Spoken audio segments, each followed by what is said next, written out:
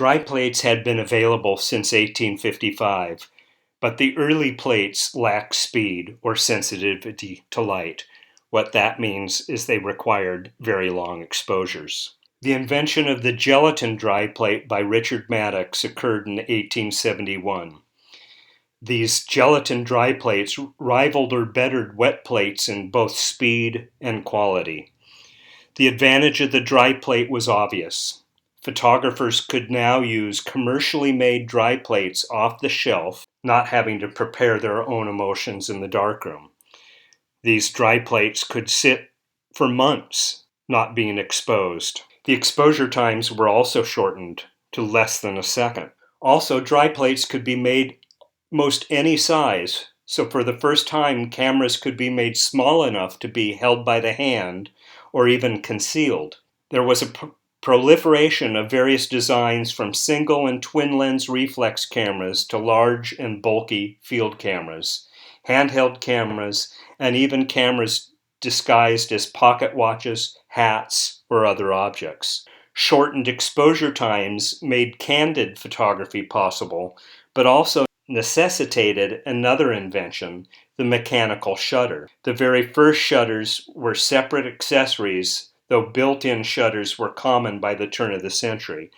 Shutters allowed for exposures to a fraction of a second. It's common today to have exposures faster than 1/1000th of a second. One of the other advancements in photography was that of roll film. Roll film allowed a photographer or a practitioner to take numerous pictures on one roll of film. "You press the button, we do the rest," promised George Eastman in 1888 with his advertising slogan for the Kodak camera. You see a couple examples in this slide of the Kodak cameras. The earliest Kodak camera was simply a box with a lens with a roll of film attached inside. You could take a picture. The earliest Kodak camera had no viewfinder, so you just pointed it in the direction that you wanted to take a picture with some guesswork of what would actually be included in the picture. This led to a number of happenstances, things that the photographer didn't plan, and certainly led to the creation of snapshots. The Kodak camera was geared for amateurs rather than professional photographers. So in some ways it took no real skill to operate the camera, not to put down snapshots. Snapshots had a profound influence on later generations of photographers. Eastman announced the invention of photographic roll films in 1883. His first camera, which he called the Kodak came from the sound that the shutter made, was first offered for sale in 1888. The next year, in 1889, Eastman switched to celluloid for his roll film cameras. The Kodak was a simple box camera with a fixed focus lens and a single shutter speed, which along with its relatively low price appealed to the average consumer. The idea here is that you would take a picture, advance the film, which you see in this illustration. When you were done with your roll of film, you sent the entire box back to Kodak. They processed the film, made prints, sent the prints back to you along with a camera with a newly loaded roll of film, and you started all over again. The Kodak came preloaded with enough film for 100 exposures. By the end of the 19th century, Eastman had expanded his lineup to several models, including both box and folding cameras. In 1900, Eastman took mass-market photography one step further with the Brownie Camera, a simple and very inexpensive box camera that introduced the concept of the snapshot. The Brownie was extremely popular and various models remained on sale until the 1960s. Despite the advances in low-cost photography made possible by Eastman, plate cameras still offered higher quality prints and remained popular well into the 20th century. Kodak was a great advertiser. You see some of those advertisements here, and Kitty Kramer operating her simple box camera. And again, you just pointed in the direction that you wanted to make a picture. Really, with the early days, having no idea exactly what was going to be included. The earliest Kodak cameras gave us round pictures, and indeed, lens in a camera creates a round picture. We're so used to squares or rectangles for photographs. Well, that's a size or a limitation imposed by the size of the film, but a camera generally, or a lens I should say, generally gives you a larger area than what we see in that final picture. Here you can see one of Eastman's examples himself in a lot of itinerant photographs.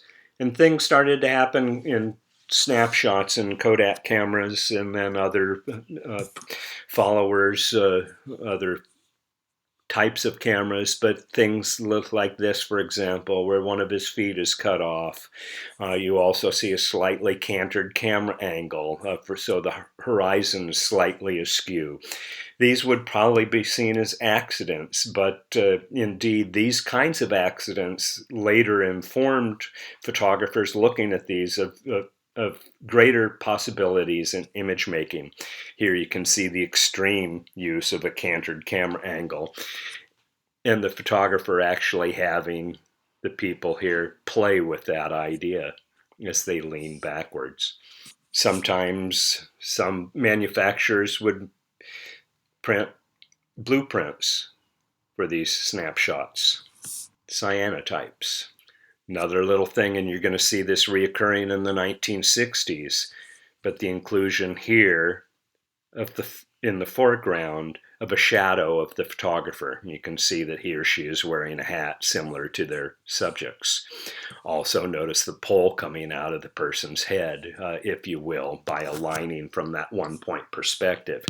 These kinds of little subtle elements become a major influence in photography that we're going to see in the 60s and 70s and even today. The subject matter of snapshots tends to be events, people, particularly friends and family, places. Indeed, they're all familiar subject matters, and that's one of the charm of snapshots. They're often taken as remembrance, but indeed there's an element of spontaneity in most snapshots, a fascination with their subjects. Instantaneity is part of it. The hand camera, snapshot cameras are generally small. They easily moved into human situations, as you can see in this part photograph. The camera reports all things equally. It's indiscriminate. As I like to tell my students, the camera itself is dumb. It doesn't know what's important from what's not important. As photographers, those are things that we choose, but a photographer who's paying less attention to their compositions or exactly what's in the frame, simply to capture that moment, if you will. There's a variety of happenstances, sometimes accidental occurrences that become influential in terms of ways of image making. You know, little things like an arm sticking in from the side here, or looking like the skeleton on the wall is sitting on the guy's head, the connection here as well. There's just all sorts of little things going on in snapshots that are honestly fascinating. Snapshots tend to be unpretentious. They're often innocent. This one's from probably the 1950s. We will talk later in the semester about the introduction of color to photography. I've largely ignored that so far. There really weren't easily done color processes until the 20th century. And you've seen that so far in that a number of Daguerrean photographers and tintype photographers and even ambrotype photographers would hire painters to retouch by adding color pigments to the surface of those images. But in terms of sort of true color, that doesn't really happen until the 20th century, and we'll talk about that in a separate lecture. But that sense of innocence here, This could have been me in the 1950s. I grew up in the 1950s and 1960s. I had some of these exact same toys. I had the Bozo the Clown. Frankly, the point of this is that you punched him in the nose and it squeaked. He would rock back and forth and would come back up. I had the exact same rocking horse, and probably had a very similar cowboy hat, though this isn't me. That certainly is that sense of familiarity that's one of the charms of snapshots. There's certainly a lack of sophistication in many snapshot images, though I'm not saying ignorance. Lisette Modell, a 20th century photographer that we'll look at in a later lecture, wrote, "Much of the power of snapshots comes from their centering on a basic everyday experience. Apparent disorder and imperfection, which is exactly their charm."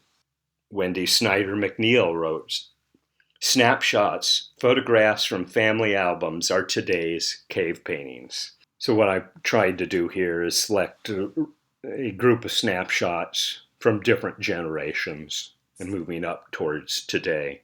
Another critic wrote, "The extraordinary thing about snapshots is that they teach us to see things not even their makers had noticed or had been interested in." And that certainly leads today to the world of selfies that we've most all become involved in. I think you'll recognize Eminem here.